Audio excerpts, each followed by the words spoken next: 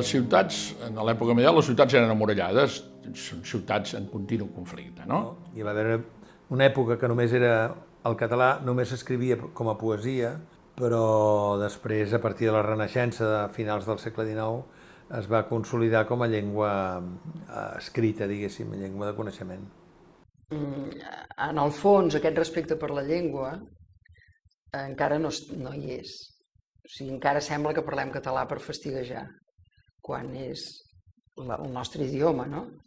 I que consti que, malgrat tot el meu catalanisme, i que ho soc, la llengua castellana és preciosa. Jo l'he estudiada, la trobo preciosa, però esclar, per mi és una llengua estrangera, que no ho és tampoc. Prat de la Riba va ser un advocat, polític, periodista, hisendat, neix a Castellterçol i mor a Castellterçol, al mateix llit.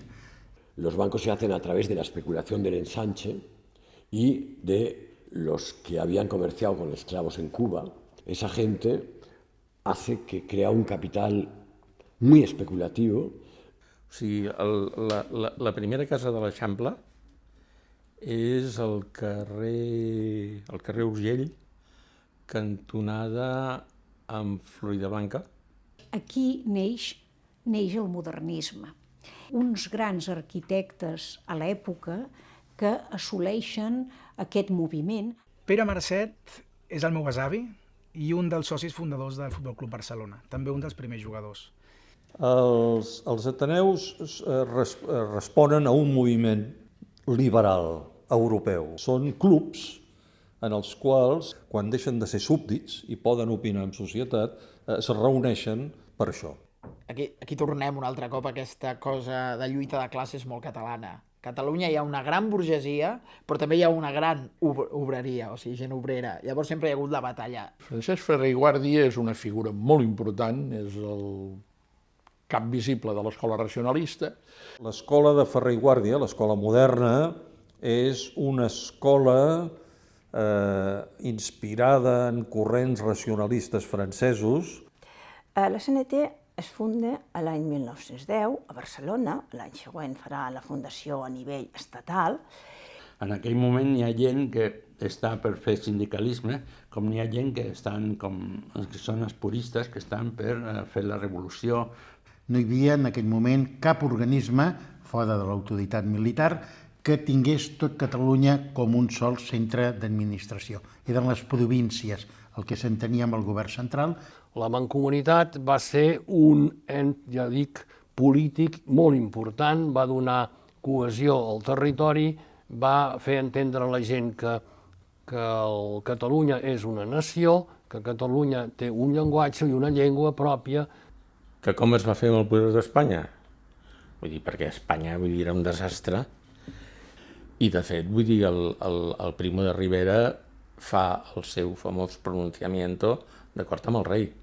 La dictadura de Primo de Rivera, els treballadors deien que, bueno, sí, era molt dolent, però tots havien pogut fer una caseta. I mira que per Catalunya va ser un home també que va acabar amb tot. L'exposició del 1929 s'ubica a Montjuïc i té un altre caràcter. Es fan grans palaus, també l'estil arquitectònic encara és molt academicista, és molt del segle XIX. Lluís Companys era un advocat, periodista, sindicalista, que és regidor a l'Ajuntament de Barcelona. La Segona República tenia factors positius, com va ser una època on drets socials i ciutadans van anar a l'avantguarda comparativament amb la resta del món, per tant, en aquest sentit un orgull, políticament un caos. Penseu que la República va ser molt innovadora a nivell social també, en molts aspectes. Realment va ser una època molt moderna. Espanya era potser el país més modern d'Europa en aquelles èpoques.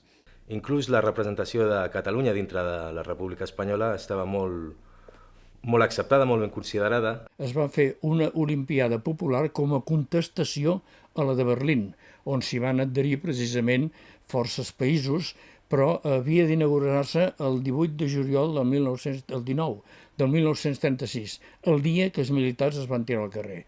O sigui que l'Olimpiada se'n va anar amb orris. A veure, el 18 de juliol del 1936 és el moment de l'aixecament de les tropes, diguem, liderades pel molt en Franco contra el govern de la República. Es una época muy conflictiva, ¿no? Porque no hubieron dos bandos, hubieron tres. Y perdieron los obreros. La Guerra Civil Española es una cosa que nos tiene que dar vergüenza a todos los españoles porque esto no debe volver a ocurrir nunca más. Van fusellar un dels presidents del Futbol Club Barcelona, a Sunyol. La meva mare, la meva àvia i la meva tia van anar a la presó perquè una veïna les va denunciar, perquè tenien un monjo de Montserrat amagat a casa. Mon pare m'explicava que cada 2 per 3 venien els avions italians a bombardejar.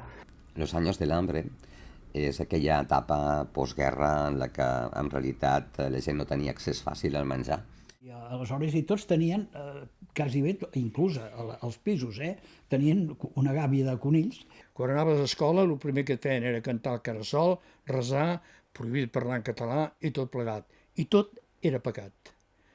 Vols trobar llibres de política, de Marx i tot això, al mercat no estarien en primera fila, però hi eren. Els tecnòcrates representen la segona part del franquisme. Bueno, durant Franco van haver-hi algunes pioneres que van poder fer alguna cosa. Hi havia poques, però hi havia dones a la universitat. Hi havia manifestacions pel carrer cada 2 per 3. Anaves allà, sortien els grisos i pam, pam, pam, repartint castanyes. El 75, quan al final es va morir Franco, tothom va sortir al carrer amb ampolles de xampany a brindar. Quan Franco va morir el 75, la primera cosa que van fer els meus pares és anar a canviar el meu nom al registre perquè em tornés a dir Arnau. Entonces montamos una exposición de poesía en una facultad de Derecho, de Leyes, cosa impensable.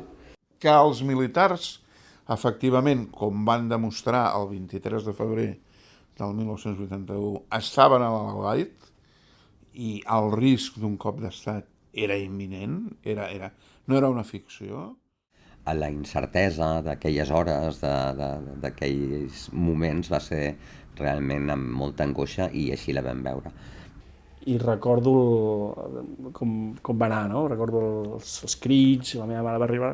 Jo tenia 14 anys quan el Comitè Olímpic Internacional va assignar Barcelona com a propera seu de les Olimpiades.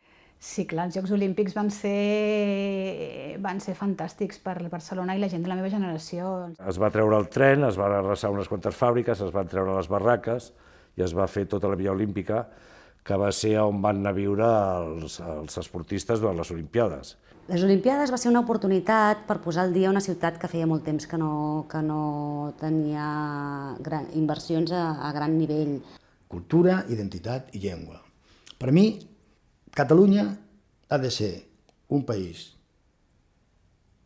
digne, en llibertat i políticament democràtic de veritat. El meu sentiment és catalanista, però és que jo crec que els estats són estructures obsoletes a dia d'avui. Jo crec que els estats són estructures del segle XIX. En realitat, el canvi és important i no és un canvi econòmic, és un canvi identitari. Jo vull construir un país de llibertat, un país on la corrupció sigui empaitada, castigada, i això no ho puc aconseguir en un estat en el que estic en aquest moment. És que una vegada aprovada aquesta llei, que és l'Estatut, i molts anys després de la seva aprovació, el Tribunal Constitucional decideixi anul·lar-ne o declarar inconstitucionals una sèrie d'articles. El poble s'està manifestant perquè volen votar. Realment jo crec que som un país lliure i tota la gent té el dret de poder manifestar-se.